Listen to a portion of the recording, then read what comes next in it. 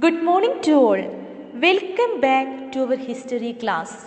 Today we are going to begin a new chapter, chapter 7, Ashoka, the emperor who gave up war. Now we are going to learn about Maurya dynasty. Students, what is dynasty? A dynasty is a series of rulers of a country who all belong to the same family. That means when members of the same family become rulers one after another, the family is often called a dynasty. The Mauryas were a dynasty with three important rulers: Chandragupta, his son Bindusar, and Bindusar's son Ashoka. Okay? Now, Maurya Empire. Empire means a very big kingdom. Ashoka was one of the greatest rulers in history. On his instructions, inscriptions were carved on pillars as well as on rock surfaces.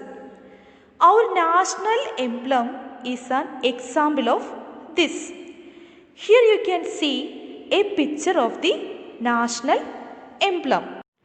The lions that we see on our notes and coins have a long history.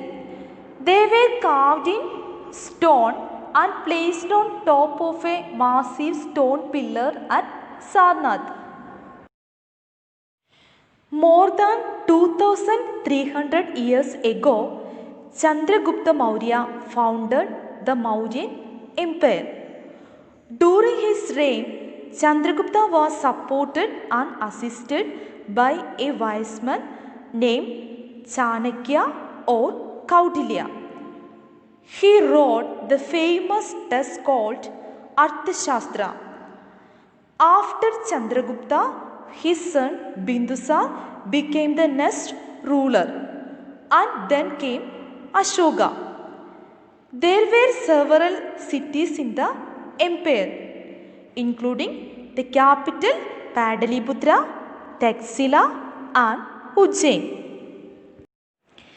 Taxila was a gateway to the northwest, including Central Asia, while Ujjain lay on the route from north to South India. Merchants, officials, and craft persons lived in these cities. In some areas such as Central India, there were forests where people gathered forest produce and hunted animals for food. Other areas and villages where farmers and herders lived. People in different areas spoke different languages and probably ate different kinds of food and wore different kinds of clothes. Now, we will come to know about difference between empires and kingdoms. First point of difference, you can say empires are larger than kingdoms and need to be protected by comparatively big armies. Then, ruler of an empire is called an emperor, while ruler of a kingdom is called a king. Next, emperors need more resources than a king as their ruling area is larger than that of a kingdom. Last point, emperors need a large number of officials to collect taxes in comparison to kings. Okay? Now, ruling, administrating the empire. As the empire was so large, different parts were ruled differently. The area around Padaliputra was under the direct control of the emperor. This meant that officials were appointed to collect taxes from farmers, herders, craftspersons, and traders who lived in villages and towns in the area. Officials also punished those who disobeyed the ruler's orders. These officials got salaries. Spies kept a watch on them. Even the emperor, with the help of members of royal family and ministers, supervised them. There were provinces, and each province was ruled from a provincial capital such as Taxila or Ujjain. These provinces were controlled from Padaliputra up to some extent and princes went there as governors. However, local customs and rules were mostly followed. There were vast areas between these centers. Mauryans controlled roads and rivers as they were important for transport and to collect resources as tax and tribute. Okay? Students, what is tribute? Unlike taxes which were collected on a regular basis, tribute was collected as and when it was possible from people who gave a variety of things more or less willingly. Okay? Northwest was important for blankets and South India for gold and precious stones. There were also the forested regions.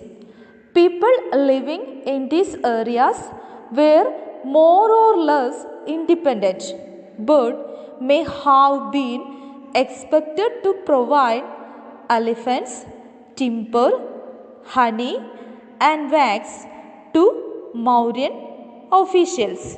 Okay?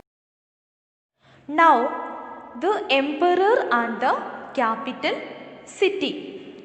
Megasthenes was an ambassador who was sent to the court of Chandragupta by the Greek ruler of West Asia named Seleucus Nicator.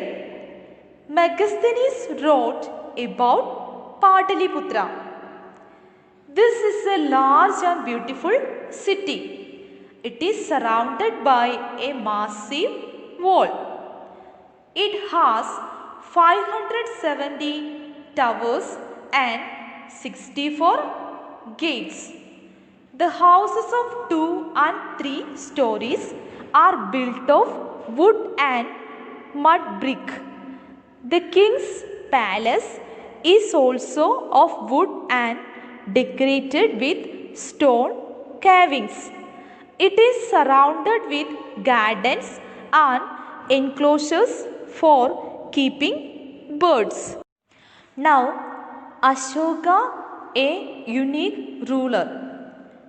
The Mauryan Empire was a huge empire, and the Mauryan rulers aspired to gain more and more territories to expand their empire. The most famous Mauryan ruler was Ashoka. He was the first ruler who tried to take his message to the people through inscriptions. Most of Ashoka's inscriptions were in Prakrit and were written in the Brahmi script. Let us recap this session. In today's class, first we have learned what is dynasty. When members of the same family become rulers one after another, the family is often called a dynasty. Then Maurya Empire. Empire means a very big kingdom. Maurya Empire was founded by Chandragupta Maurya. Chandragupta Maurya has support from Vaisman, Chanakya or Kaudilya.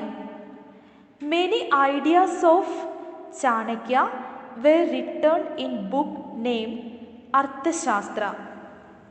Ashoka was one of the greatest ruler of Maurya Empire.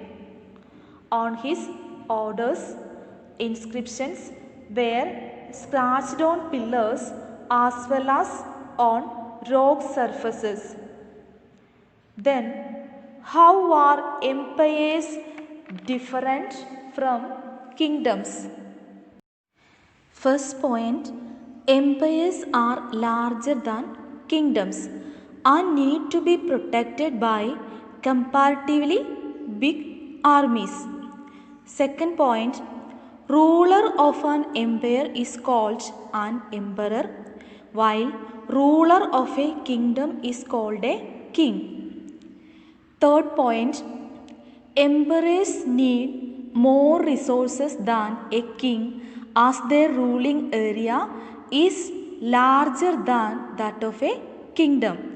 Fourth point, emperors need a large number of officials to collect taxes in comparison to kings. Then, ruling administrating the empire. There were provinces and each province was ruled from a provincial capital such as Taxila or Ujjain. These provinces were controlled from Padaliputra up to some extent and princes went there as governors. However, local customs and rules were mostly followed. There were vast areas between these centers. Mauryans controlled roads and rivers as they were important for transport and to collect resources as tax and tribute. Then Ashoka, a unique ruler. The most famous Mauryan ruler was Ashoka. He sent his message to the people through inscriptions.